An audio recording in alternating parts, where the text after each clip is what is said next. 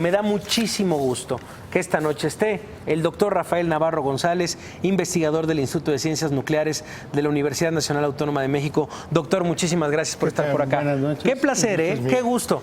Fan de su trabajo, estábamos muy contentos de recibirlo y de cambiar un poco esta dinámica de noticias tan complicadas en las que estamos pues día a día. Así que platícanos un poco de tu proyecto. Bueno, antes háblanos de tu vida, de ti un poco. ¿Cómo llegas a donde estás?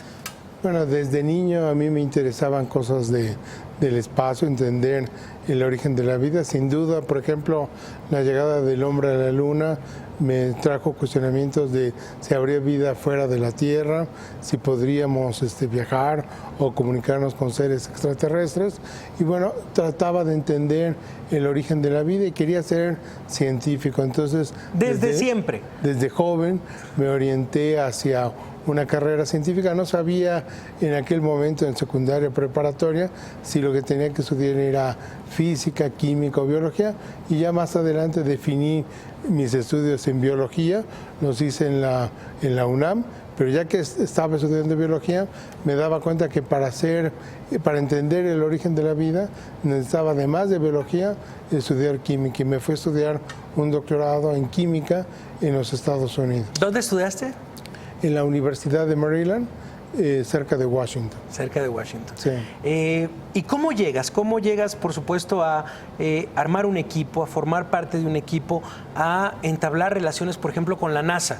¿Cuál es tu primer contacto con ellos? Bueno, cuando yo me fui a Estados Unidos, el investigador con el que yo trabajaba, él era un profesor muy distinguido. De hecho, él fue el que analizó los polvos lunares del Apolo 11 y participó en varias misiones espaciales.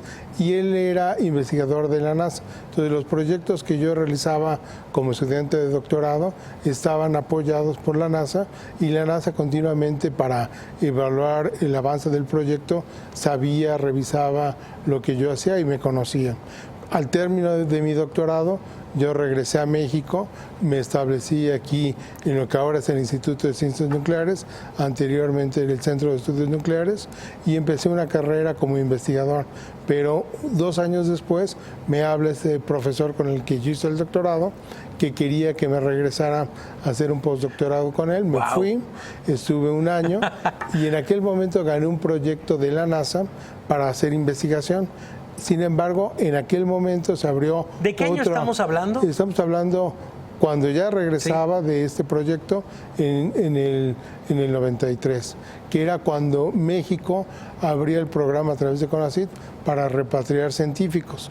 Y bueno, a mí me interesó mucho porque daban apoyo a científicos que estuvieran en Europa, en Estados Unidos, para establecer en México un laboratorio de nivel como el que uno tenía en Estados Unidos. Me regresé, establecí mi laboratorio y poco tiempo después empecé ya a hacer investigación.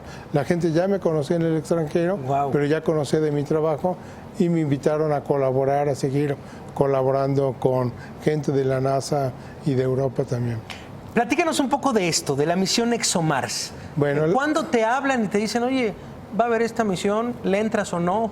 ¿Cómo fue?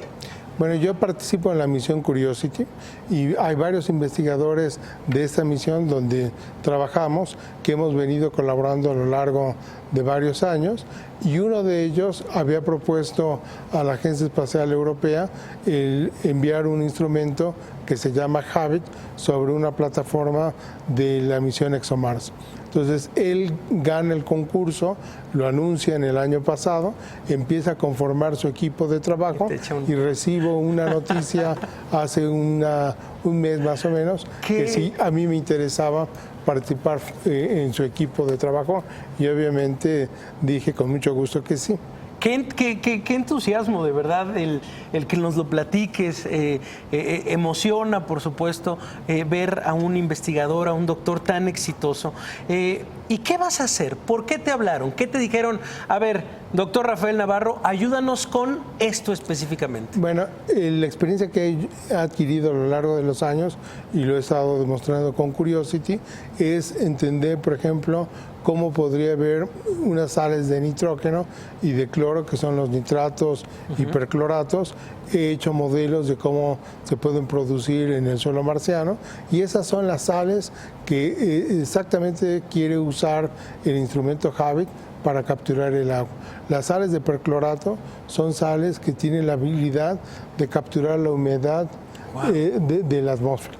Y entonces son sales que inicialmente están secas, pero empiezan a absorber el líquido, bueno, el vapor de agua, se empiezan a liquefar y después se hacen líquidas, y puede uno tener agua líquida en estos sistemas. Entonces, el objetivo del experimento es medir cuántos días al año se puede capturar agua durante el día y la noche, y eso es importante, por un lado, porque el agua líquida es esencial para que pueda existir vida. Pero por otro lado, ¡qué pedazo de investigación! ¿No? Este proceso puede servir para uso humano en misiones futuras. Así se podría capturar agua para uso de astronautas. Debe ser horrible ver una película de ciencia ficción contigo. Porque seguramente decir, esto es falso. Esto que están pasando es falso. ¿Cuál es tu película favorita del espacio? Bueno, sin duda, por ejemplo, la última que salió del Marciano. ¿Te encantó? Es una película interesante, inclusive, por ejemplo, el hecho de que cultivaran papas, sí, claro, con desechos humanos es algo que ha motivado a muchos investigadores a estudiar si ¿en serio? Sí es posible. Pero con lo que hemos estudiado con Curiosity, el robot que está en Marte, hemos detectado nitratos en la superficie de Marte, que son los fertilizantes que utilizan para hacer el crecimiento de cosechas. Entonces, hay los nutrientes en Marte para poder hacer este tipo de procesos. Qué maravilloso que formes parte. ¿Cuántos doctores te acompañan? ¿Tú tienes un equipo a tu cargo? ¿Cómo es el proceso de trabajo? Bueno, el equipo del instrumento HABIT está conformado por el investigador principal, que es Francisco Javier Martín Torres, una codirectora, y además de ellos coordinan a 13 investigadores. Yo soy uno de esos investigadores, a nivel de co-investigador, y adicional hay otros colaboradores que ya tienen una categoría un poco más abajo, pero somos un grupo como de 20 personas que estamos trabajando. Tuvimos la primera reunión científica en Luleå, Suecia, hace una semana y media. Yo acabo de regresar. ¿Cómo los viste? Muy bien, muy interesante, muy entusiasmado. Porque se han de entender solo ustedes, ¿no? O sea, la verdad es que el nivel de discurso y de comentarios debe de estar altísimo. Y lo interesante es que el equipo que conformó es muy diverso.